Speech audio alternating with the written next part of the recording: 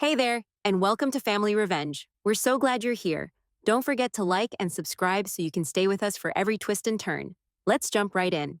I got out of the Uber and adjusted the neckline of my black dress before I looked up. The rooftop was glowing, warm lights spilling over the glass railings, laughter echoing down to the street. Spotlights swept across the Chicago skyline like something out of a movie.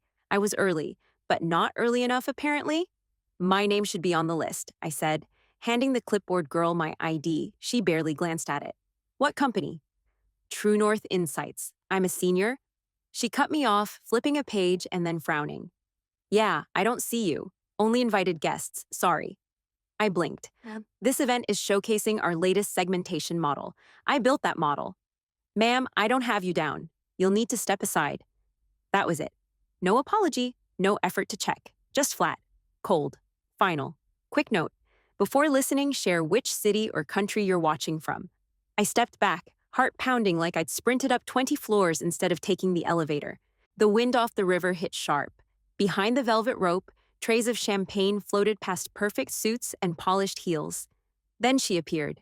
Cassie, hair blown out, lips red, some silky black dress clinging like it was made for her. She laughed like she owned the place, strutting up without hesitation. Clipboard girl lit up when she saw her. Cassie, you're presenting tonight, right? Go on in, they're waiting. Cassie didn't even glance at me as she walked past, until she did. A sideways smile, barely a smirk. Like she knew exactly what this was, like she'd planned it. She leaned in just enough to murmur, "Didn't think you'd show."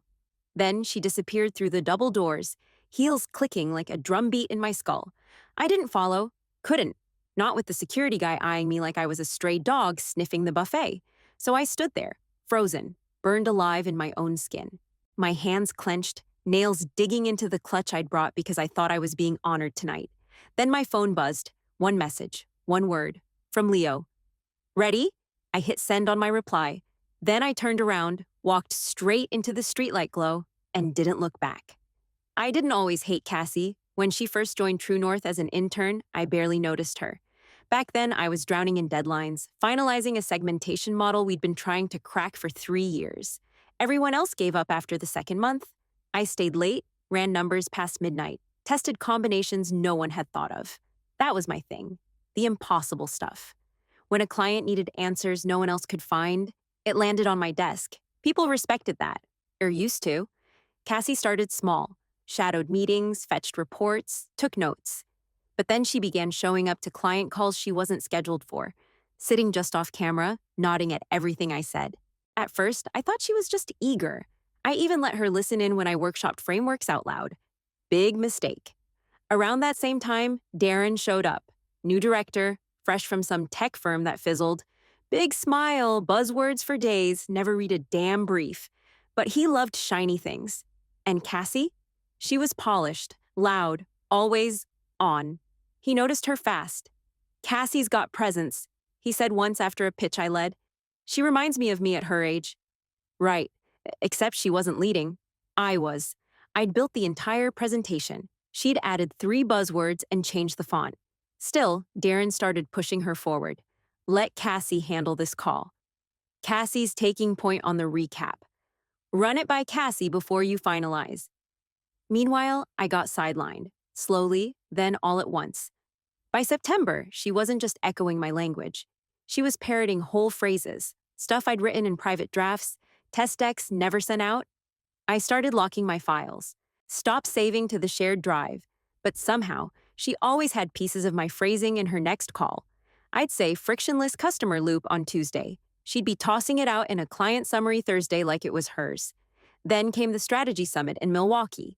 Big conference room, all departments, full day review. Everyone presented something. Mine was supposed to be in the afternoon, except Cassie went on just before lunch. And what came out of her mouth made my stomach drop, slide after slide. The framework? My framework. Not just inspired, not adapted. It was mine, word for word. The tiered segmentation, the insight loops, even the phrasing I hadn't finalized yet. She walked through it like she'd invented the thing in her sleep. Darren nodded along, beaming. This is the kind of fresh thinking we need more of. Nobody looked at me, not even once. I didn't say a word, didn't raise my hand, didn't storm out. I just sat there with a face I'd trained for years, neutral, sharp, unreadable. The moment passed. Lunch was served. People moved on. But that night, I didn't go to the bar with the rest of the team. I stayed in my hotel room and opened a clean folder on my desktop. Cassie Watch. From that moment, everything got archived. Every Slack message, every email, timestamps, meeting recordings. I bought a personal drive, backed up copies offline. If she so much as reused a comma from my work, I logged it. She wanted to play senior analyst? Fine, I'd let her. And I'd document every step of the climb she took using my ladder. A week later, I messaged Leo, analytics lead, quiet guy, used to sit across from me before Darren restructured his team into a corner with no windows and no client access. I kept it simple. Hey, quick question about that segment weighting model from last quarter. Got time? We met off-site. Neutral ground, a sad little cafe near Ogilvy with flickering lights and burnt espresso. I brought my laptop, not the company one. He didn't even let me finish explaining before he pulled out a thumb drive. I still have the original files, he said, before she changed the source data and claimed she fixed the flaws. Darren gave her credit for salvaging it. She salvaged nothing, I said. Yeah, I know. That's how it started.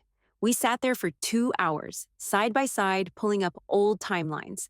Her edits, my decks, his regression runs, even raw data sets she'd renamed and passed off as her own. It didn't stop at us. Next week, I messaged Carmen. She used to run customer ops like a machine. Every feedback loop, every net promoter score, every churn trigger. Then Darren cut her headcount in half and shifted everything to Cassie's agile model. Client satisfaction nosedived. Carmen took the blame. She met us after work on a Tuesday. No small talk. I knew it wasn't just me, she said, dropping her tablet on the table. I've been sitting on this crap for 3 months.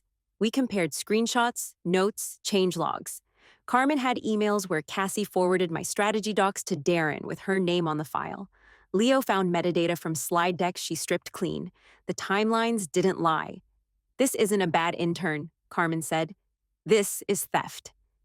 And Darren's in on it, Leo added. We didn't say much after that, just stared at each other while some kid behind us dragged chairs across the tile like nails on a chalkboard. Then I opened a blank document.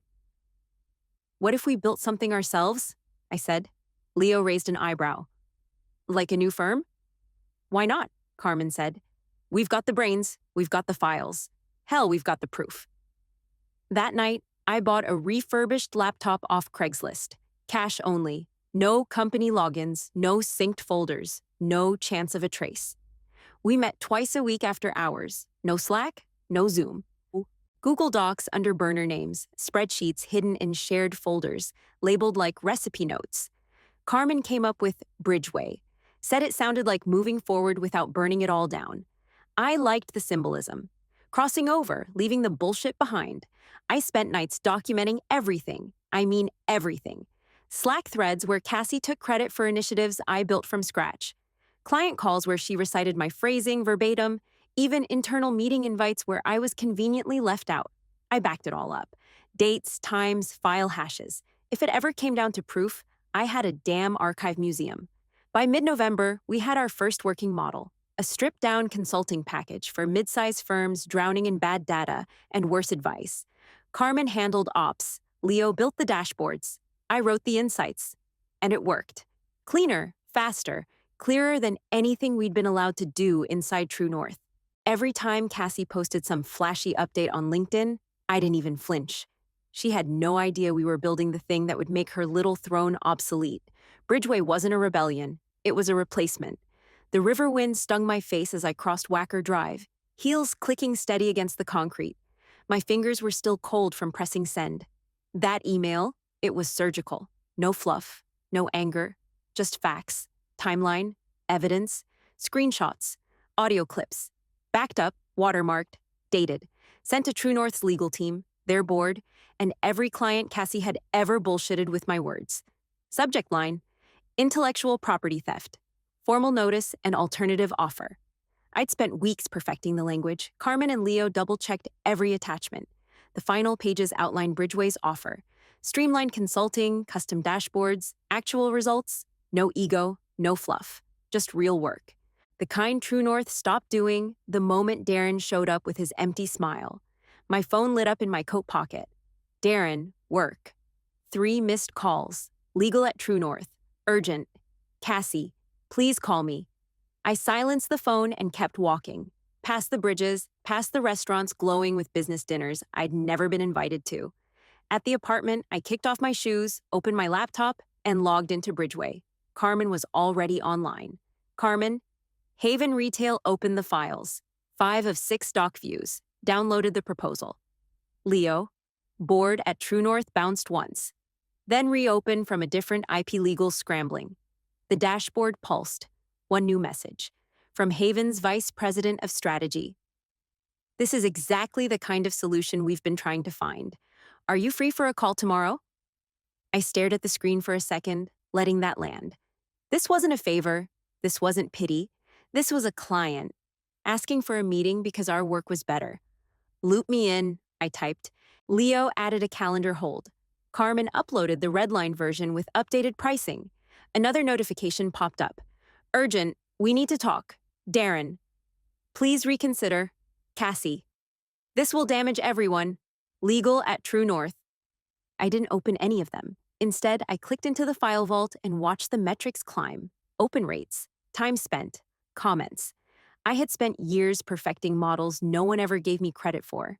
Tonight, they read my name on every page. The apartment was dead quiet, except for the hum of the fridge and the soft tap of Carmen updating the dashboard in real time. I refreshed the page. 2 more clients had opened the docs. Leo messaged again. Leo, it's happening. I replied with just 2 words, let's go. Then I pushed my phone face down, leaned back in my chair, and started drafting our onboarding checklist. Not for them. For us. For Bridgeway. By noon the next day, we were live on a Zoom call with Haven Retail's strategy team. They looked tired. 3 execs, 1 middle manager, and a supply chain analyst who kept rubbing his eyes like he hadn't slept in a week. Their VP, a woman named Keely Foster, opened the call with 0 small talk. All right, show me what you've got. Leo shared screen.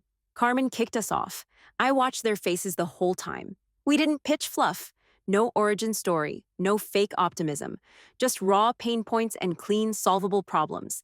Haven had been running vendor relations with outdated metrics for over a year. We showed them the backlog by vendor, lag per shipment, and loss per quarter. Data they'd never seen this way. Wait, the analyst cut in. Where'd you pull this from? Your own Q3 dashboards, Leo said. We just unburied it. I walked them through the prioritization model. A new routing algorithm using their existing inputs, but weighted by real-time reliability instead of contract tier. Carmen laid out the customer impact projections and loyalty loss curves. Then Leo closed with a test scenario, already simulated. We kept it short. Under 30 minutes. Keely leaned forward. You did this using our data? Yes, I said. Nothing hypothetical. You're already holding the answers. You just haven't had a partner to help surface them.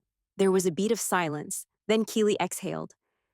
I've sat through 3 vendor calls this month, she said. Yours is the only one that didn't waste my time. She glanced at someone off screen. We'll do a trial, 30 days. Let's see if you're as fast as you claim. Carmen dropped the e-contract link into chat. Keely signed before we even closed the call. No reaction on my face. Not until the meeting ended and the Zoom window disappeared. Then I let out a quiet, sharp breath and opened my inbox. 2 HR at True North subject. Resignation. Effective. Immediately. No grand statement. No parting shots. Just 1 clean paragraph. Contract cited. Compliant. I attached my badge photo and laptop return details. Sent it. 2 hours later, my phone rang. Again. Darren. Legal. Then Cassie. I ignored all of them. Then the legal email came in. Per your contract and non-solicitation agreement, you may be in violation of clauses 14, C, and 21B. I smiled, opened the doc they attached, highlighted the outdated clause they were trying to lean on, wrote a 2-line reply. See clause 18D, carve out for pre-existing independent work not derived from internal proprietary tools. Your own clause, your language. I hit send. Silence. No reply. Not that day, not the next. But the silence said everything. By Thursday, I was in a shared Google Meet with Leo and Carmen, walking through onboarding docs for Haven. Carmen was finalizing client access, Leo was building the initial dashboard integrations, and I was midway through writing an insight summary when my inbox pinged again. Subject: Interest? Next steps? From Crescent Outfitters. I opened it, skimmed once, then again, slower. Hey, you need to see this, I said, screen sharing the message. Carmen grinned. Leo cracked his knuckles. This was happening, not a gamble, not a maybe. Bridgeway had landed its first win, and the second one just knocked. We booked a tiny co-working space near the West Loop, the kind of place that smelled like burnt espresso and broken dreams. The whiteboard wobbled every time Leo touched it. The coffee machine spit out lukewarm brown water, with grounds still floating in the foam. Carmen wiped it down with a paper napkin like we were prepping for surgery. I paced once, then again. Crescent Outfitters was 5 minutes out. Big client. Rapid growth. Expanding fast but bleeding money on fulfillment delays and pointless analytics, all fed to them by True North.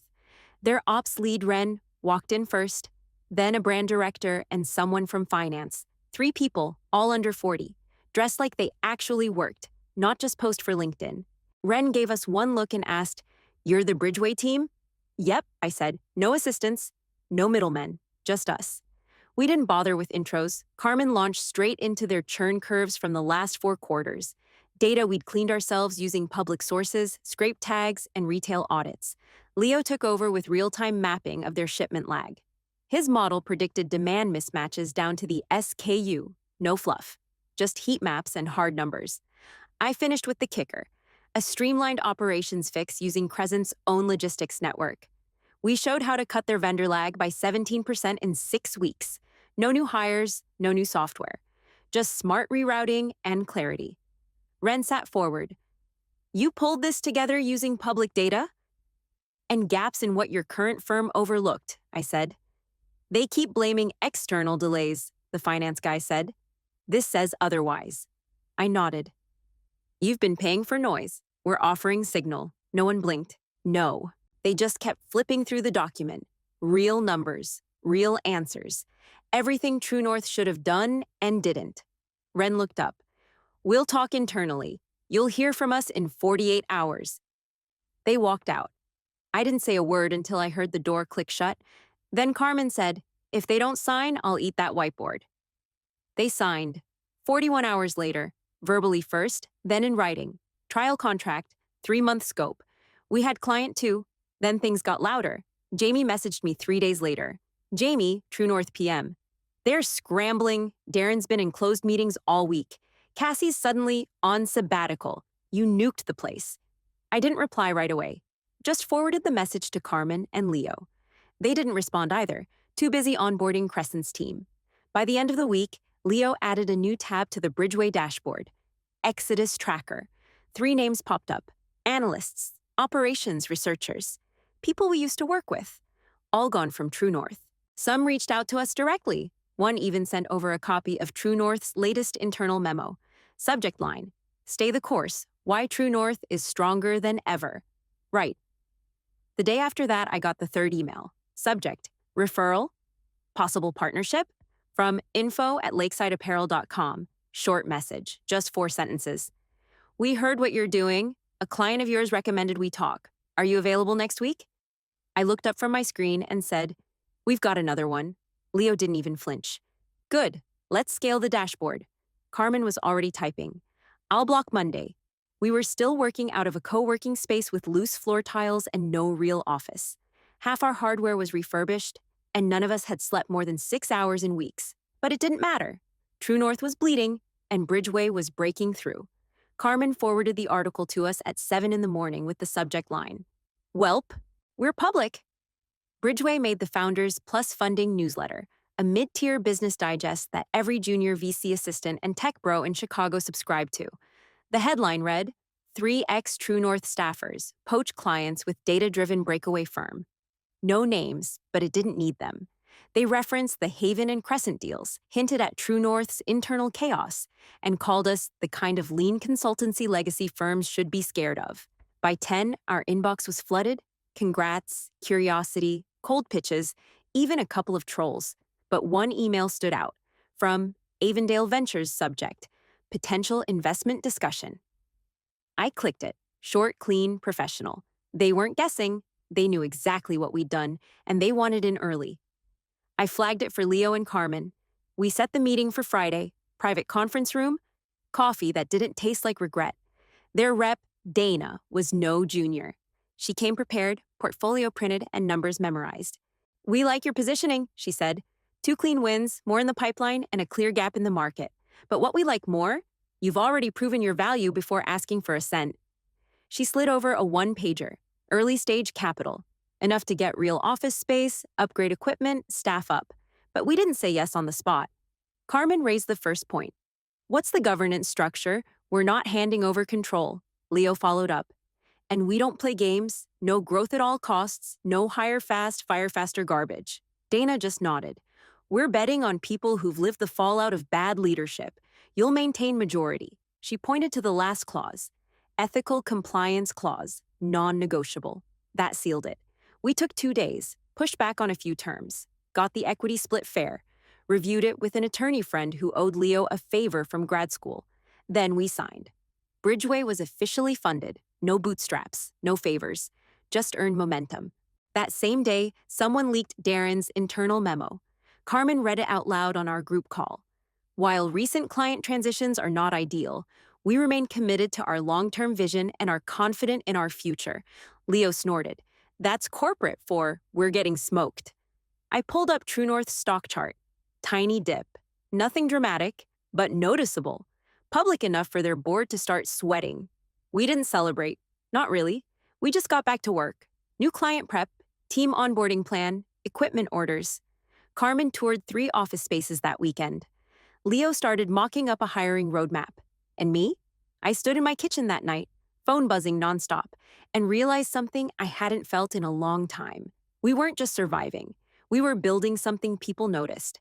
The email came on a Tuesday. Subject line, "Private meeting request, True North." They didn't send it from Darren's account. It came from their external legal team, requesting a confidential conversation regarding business alignment and mutual opportunity. I forwarded it to our counsel, Ava. She flagged one line immediately. "All parties to meet in person, off-site, to preserve discretion." Translation, they didn't want press. Or a paper trail. We met at a glassy corporate law office downtown, 35th floor. Neutral room, no logos. Window facing the lake. I wore all black. Simple, clean. Not a statement, just control. Ava sat beside me, folder in hand, calm, unshakable. Darren walked in first, fake casual in some overpriced sweater and forced smile. Behind him was Ruth Chan, True North's board chair. Silver hair, blazer, stone face, and then Cassie. That part surprised me. She didn't speak, just took the seat across from me and kept her eyes on the table. Darren started with a fake chuckle. "Appreciate you coming. We've been watching Bridgeway's momentum. Impressive, very impressive." I didn't answer. Ruth took over. "Let's not waste time. True North would like to formally acquire Bridgeway. We believe it's a valuable extension of our service model." She slid a folder across the table. "We're offering a full acquisition with generous terms. 7 figures. You'd retain leadership in a new VP role. Full autonomy, just under our umbrella." I opened the folder. Numbers were real. Buyout offer was solid. But every line screamed containment. Strip the threat. Absorb the story. Repackage it. I looked up. "You're not here because Bridgeway's valuable. You're here because it's working. And you can't copy it." Darren raised his palms. "We want to fix things. This is a bridge back. No hard feelings." I almost laughed. "You think this is about feelings?" I pulled out our own folder, slid it forward. Ava opened it for them. Inside was a simple 2-page summary. Client wins, retention rates, market reach, and one chart, just one. Side-by-side growth lines. True North's trailing downward. Ours, climbing. "You didn't just lose your clients," I said. "You lost your people. The ones who built the work you claimed as your own." I turned to Cassie. She hadn't moved, but her eyes were red. "I'm sorry," she said quietly. "I really am." I believed her. Sort of. But I didn't soften. Too late. Darren tried again. "This deal's fair. It gives everyone a way forward." "No," I said. "It gives you cover. We're not for sale." I stood. Ava followed. Before I walked out, I tapped the chart one last time. You didn't just burn bridges, you underestimated who was building the next one. We left without shaking hands. In the elevator, Ava asked, "Think they expected a yes?" I smiled. They expected the girl they cut off a guest list. Down on the street, I pulled out my phone. Slack was buzzing. Carmen dropped a client logo into our team thread. New onboarding request. Referral from Crescent. Leo replied with a single word. Momentum. That's what they never understood. They thought power was about holding the stage. But we'd already built the next room. The ballroom was packed, wall to wall with suits, blazers, and laminated name tags. National Market Research Conference, Marriott Marquise, year's biggest event. 12 months ago, they wouldn't have let me near the side door. Now I stood backstage, mic clipped to my collar, watching the moderator wrap up his intro. I could hear the crowd shift, that soft wave of coughs, program shuffles, clinking coffee mugs. Please welcome Bridgeway co-founder and lead strategist. I walked out. The lights hit fast, hot. Faces disappeared behind the glare. But I didn't need to see them. I knew the type. People who'd sat through 100 panels with buzzwords and fluff. That wasn't what I came here to give. I'm not going to tell you what's next for data, I started. I'm here to tell you how I stopped waiting for permission to do the work. A few heads lifted. 1 year ago, I showed up to a rooftop event in this city.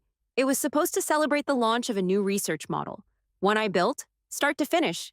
But when I got to the door, they said I wasn't on the list. The silence deepened.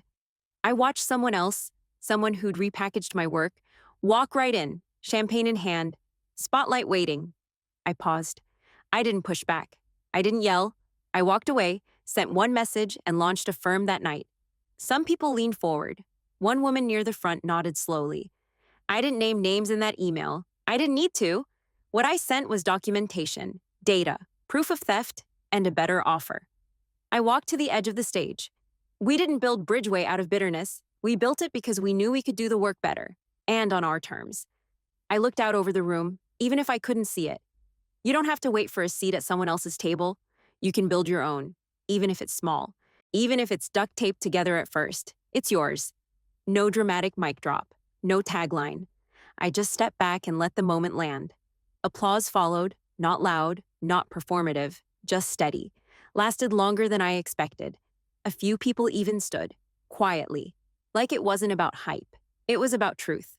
Afterward, I stood near the back of the room, chatting with a few younger attendees, sharing practical stuff, tools, lessons, caution flags. Then I saw her, Cassie. Hair pulled back, no bold lipstick this time, no entourage, just her. She waited until I finished talking, then stepped forward. I wanted to say, "Thank you," she said. I raised an eyebrow. She didn't flinch. I deserved everything that happened. But I've been trying to get better. I joined a small firm, different city, learning the right way this time. She paused. Your talk hit me hard. I believed her. She looked worn down, but in the way people do when they've finally started telling themselves the truth. Good, I said. Growth costs something. She nodded, eyes glossy. You could have destroyed me. You didn't. I shrugged. I didn't need to. You were already doing it yourself. She winced but didn't walk away. I softened just enough. What matters is where you go next. She held my gaze. I'm working on that. Then she left.